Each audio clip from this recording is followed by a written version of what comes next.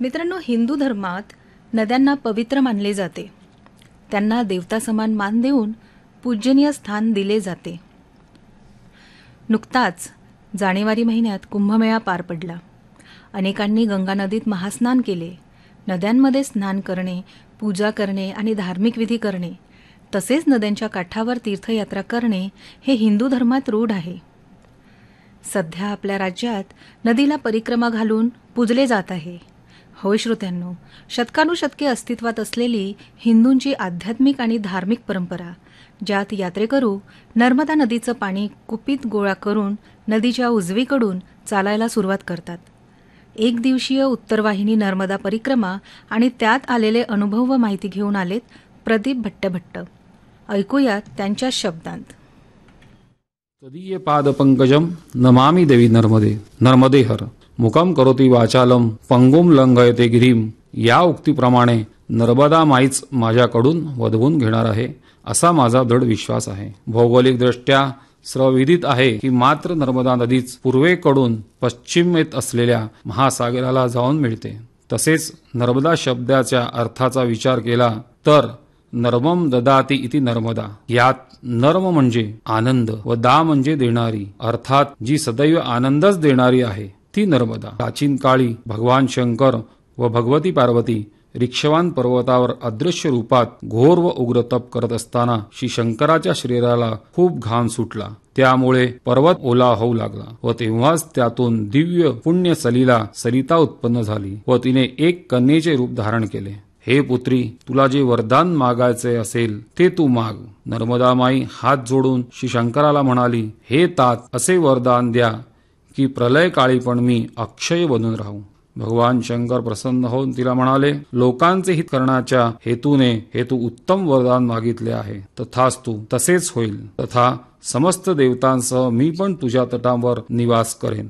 याप्रमाणे शंकर भगवान कडून वरदान मिळाल्याने आजपर्यंत जे सारे ऋषीमुनी होऊन गेले त्या सर्वांनी संपूर्ण नर्मदा तटावर भ्रमण व तप केले. आज पण नर्मदा तटावर या सर्वांचे आश्रम कार्यरत आहे. श्री शंकराच्या व असंख्य देव सहित वास्तव्याने एवं ऋषीमुनींच्या तपश्चर्येमुळे संपूर्ण नर्मदा तटावर असंख्य तीर्थस्थाने निर्माण झाले. यामुळे नर्मदा तटावर तप, साधना व भ्रमण करण्याची प्रथा अनादी काळापासून सुरू झाली आहे व कालांतराने हीच प्रथा नर्मदा परिक्रमेमध्ये परिणमली आहे. अशा तऱ्हेने लोक नर्मदेची परिक्रमा करू लागले. ही नर्मदा परिक्रमा सर्वप्रथम श्री मार्कंडेय ऋषींनी केली, जी पूर्ण करायला त्यांना 27 वर्षाचा कालावधी लागला. कारण त्यांनी नर्मदा नदीत मिळणाऱ्या एकूण 999 नद्यांचा उद्गम स्थानापर्यंत जाऊन पूर्ण केली. अमरकंटक पासून रत्नसार सागरापर्यंत दोन्ही तटावरती मिळून 900 गाव, 21 जिल्हे व 4 राज्य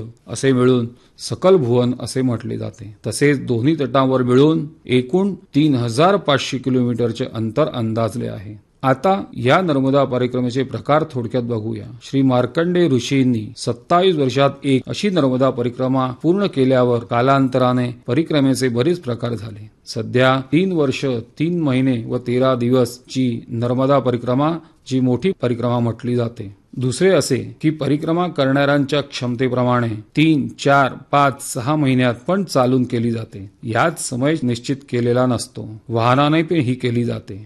दसऱ्यानंतर कार्तिकी पौर्णिमेपासून अक्षय तृतीयेपर्यंतचा समय नर्मदा परिक्रमेसाठी उत्तम मोजला जातो. आणखीन एक प्रकार म्हणजे सध्या गुजरातमध्ये सुरू असलेली एक दिवसीय उत्तरवाहिनी आहे, जी चैत्र महिन्यातच असते व दोन्ही तटावर मिळून एकूण 21 किलोमीटरचे अंतर आहे. याचप्रमाणे एक उत्तरवाहिनी मध्य प्रदेशमध्ये आहे, जिचे अंतर 42 किलोमीटर आहे व ही पण चैत्रातच 2 दिवसात पूर्ण केली जाते. आता ही 3500 किलोमीटरची परिक्रमा करायला मी 30 नोव्हेंबर 2020 हा माझ्या परम भाग्याचा दिवस उजेडला व 127 दिवसात 6 एप्रिल 2021 रोजी मैयाच्या कृपेने व सद्गुरूंच्या आशीर्वादाने परिपूर्ण झाली. या नर्मदा परिक्रमेदरम्यान सतत 4 महिने नर्मदा मैयाचे सान्निध्य लाभले. नित्य संध्या पूजा तर्पण आदी नित्यकर्मला नर्मदा नदीच्या तटावर करण्याचे भाग्य प्राप्त झाले. आपल्या जीवनाची सार्थकता जाणून घेण्याचा अवसर मिळतो. वस्तुतः माणसाच्या गरजा मर्यादित आहेत. 3 जोडी कपडे, सकाळ संध्याकाळ 2 वेळेस जेवण, अंथरायला व पांघरायला काही जरुरी सामान. मनुष्य विनाकारण वस्तूंचा आपण संग्रह करून व त्याच्यावर आसक्तीमुळे मोहात पडून स्वतः विणलेल्या जाळ्यात अडकून पडतो. शाश्वताला व दिव्यत्वाला मुक्तो. ईशावास्यम इदम सर्वम या भावने सहित नर्मदा परिक्रमेबरोबर आध्यात्मिक जीवनाची वाटचाल पण आपोआप पुढे होऊ लागते. सारासार विवेक प्रबळ होतो. मला पण परिक्रमेदरम्यान ईश्वराच्या अस्तित्वाची प्रचिती देणारे बरेच अनुभव मिळाले. एकदा परिक्रमेत असताना साथीदाराला म्हटले, आता पुढच्या गावी आपण संत्रे, द्राक्ष वगैरे विकत घेऊया. काही वेळ गेला. चालत होतो. उजव्या हाताला एक छोटा गाव लागले. चहलपहल दिसली, पण द्राक्ष, संत्रे आदी फळ घ्यायला विसरलो. 40-50 पावले पुढे गेले असू की मागून मोटरसायकलवर अर्धाशीर द्राक्षाची पिशवी घेऊन एक व्यक्ती पुढे येऊन उभा राहिला. माझ्या हातात ती द्राक्षाची पिशवी देत म्हणाला, बऱ्याच हाक मारतोय, तुम्ही ऐकलेच नाही. मला सांगण्यात आले की हे 2 परिक्रमावासी चालले आहेत, त्यांना ही द्राक्षे देऊन या. आम्ही दोघेही अचंब्यात पडलो. याला कोणी सांगितले की आपल्याला द्राक्ष हवेत व द्यायला आला ही व्यक्ती पण कोण? आम्ही विचारच करत राहिलो, पण उत्तर काही मिळाले नाही. उत्तर म्हणजे मात्र नर्मदा माईची कृपा. परिक्रमेदरम्यान बरेच लोक भेटतात. काही दिवस एकत्र चालून सुट्टे पडतात. एकदा असेच एक संन्यासी भेटले, जे हिमालयात राहून साधना करून चुकले होते. 3-4 दिवस एकत्र होतो म्हणून सहज त्यांना विचारले, हिमालयात तप करत असताना अचानक ही पायी नर्मदा परिक्रमाचे कसे काय सुचले? माझ्या गुरूंची आज्ञा. अशी आज्ञा केली व म्हणाले, येथे राहून 12 वर्ष साधना तप करून तू जे मिळवणार आहेस ते मात्र एक पायी नर्मदा परिक्रमा करून आल्याने तू प्राप्त करणार आहे. अशी आहे नर्मदा मातेची महती. परिक्रमेदरम्यान अनेक साधू संतांच्या भेटी होतात. गूढ असे ज्ञान सहज त्यांच्याकडून आपल्याला त्यांच्या सहवासात जाणायला मिळते. ईश्वराची सत्ता व त्याच्यावरच्या आपला विश्वास दृढ होत जातो. हीच नर्मदा परिक्रमेची मोठ्यात मोठी उपलब्धी. नर्मदा माईच्या दोन्ही तटावर समृद्धी दिसून येते व तिथल्या लोकांचा नर्मदा माई विषयी अनन्यसाधारण भाव व प्रेम दिसून येतो. एक वेगळ्याच प्रकारचे समाधान त्यांच्या चेहऱ्यावर दिसून येते. या सर्व कारणास्तवच मी नक्की म्हणेन की शक्य असल्यास निदान एकदा तरी प्रत्येक हिंदूने ही नर्मदा परिक्रमा चालत करावी. नर्मदा परिक्रमेच्या संदर्भात आपल्या गुजरातच्या नारेश्वर संस्थानाचे पूज्य श्री रंगवदूत महाराज म्हणाले होते की जर कोणी व्यक्तीला देवावर श्रद्धा नाही, विश्वास नाही, नास्तिक आहे, तरी सुद्धा ईश्वराचे दर्शन व अनुभव घेण्याची इच्छा असेल तर पूर्ण विश्वास व श्रद्धापूर्वक एकदा त्याने नर्मदा माईच्या परिक्रमेला पायी निघून पडावे.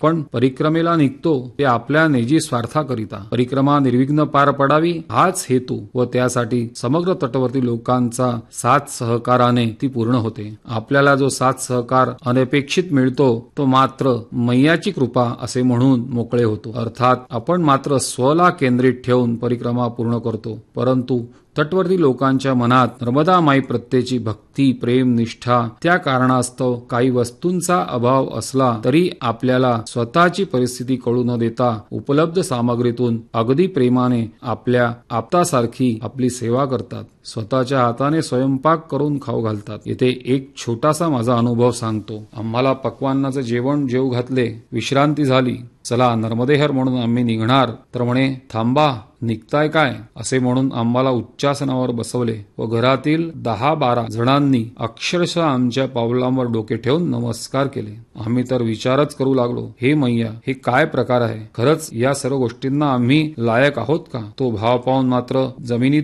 धसण्याचेच बाकी राहिले होते. वरून म्हणतात, तुम्ही साधू आहात, तुम्हाला केलेला नमस्कार मैयाकडे पोहोचतो. जड मन घेऊन आम्ही त्यांच्या घरातून बाहेर पडलो. परंतु आमचे विचारचक्र सुरू झाले. खरे तर हेच लोक आपली संस्कृती, आपली परंपरा, सभ्यता जाणून आहेत. खरंच अतिथी देवो ही भावना जगून राहिली आहेत. म्हणूनच त्यांच्या वर्तनात आपल्याला प्रेम, आत्मीयता, लागणी, ममत्व आदी कुठल्याही प्रकारच्या मोबदल्याची अपेक्षा केल्याशिवाय वसुधैव कुटुंबकम या भावनेच्या मुळाशी निगडीत आहेत असे कळून येते. म्हणूनच ते नित्य, निरपेक्ष, समाधानी, निजानंदी मग्न दिसतात. आता आपल्याकडून पण हा विचार करणे अपेक्षित आहे की ही जी सेवा शुश्रूषा तटवर्ती लोकांकडून घेतो त्यात सगळेच सारखे नसतात. कोणी समृद्ध तर कोणी गरीब पण असतात. त्यांच्या पण उत्थानाचा विचार आपण केला पाहिजे. त्यांची परिस्थिती असते त्यात आणखी सुधार आणण्याचे उपाय केले पाहिजेत. आपण मात्र त्यांची सेवा घेऊन आपल्याच पाप पुण्याचा हिशोब लावत बसतो व परिक्रमा झाली म्हणून कृतकृत्य झाल्याचे समजतो. यथार्थदृष्ट्या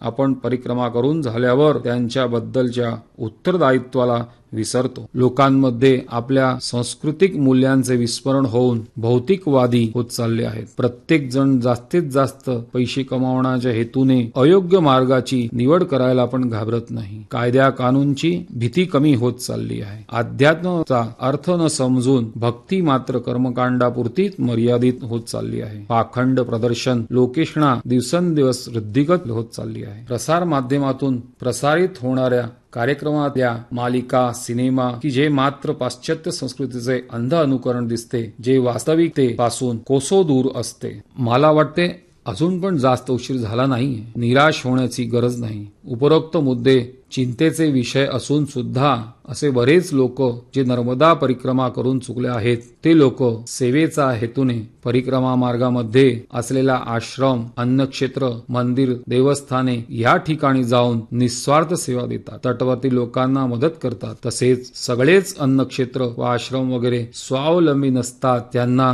बरेच दाता लोक मुक्त हस्ताने आर्थिक मदत करतात. याचे उत्कृष्ट उदाहरण म्हणजे चितळे दंपती व भारती ठाकूर सारख्या समाजसेविका आपले सर्वस्वच सेवेकरिता समर्पण करून चुकले आहेत. ही खरंच प्रशंसनीय बाबत आहे. यावर्षी आपण बघितले की परिक्रमेत येणाऱ्यांची संख्या कितीतरी पटीने वाढलेली दिसते. हे याचेच प्रमाण आहे की शहरी लोकांना पण आता जाणीव होत चालली आहे. परत आपली संस्कृती, आध्यात्मिकता व शारीरिक मानसिक तप करून सहनशक्तीला वाढवण्याकरता व मानवसेवा हीच प्रभुसेवा अशा आदर्शाने जगण्याचा प्रयत्न करून राहिली आहे. व आता तो दिवस दूर नाही की भारत सर्वांगी विकास गाठून विश्वगुरु या पदावर आरूढ होईल. इति शिवम नर्मदे हर.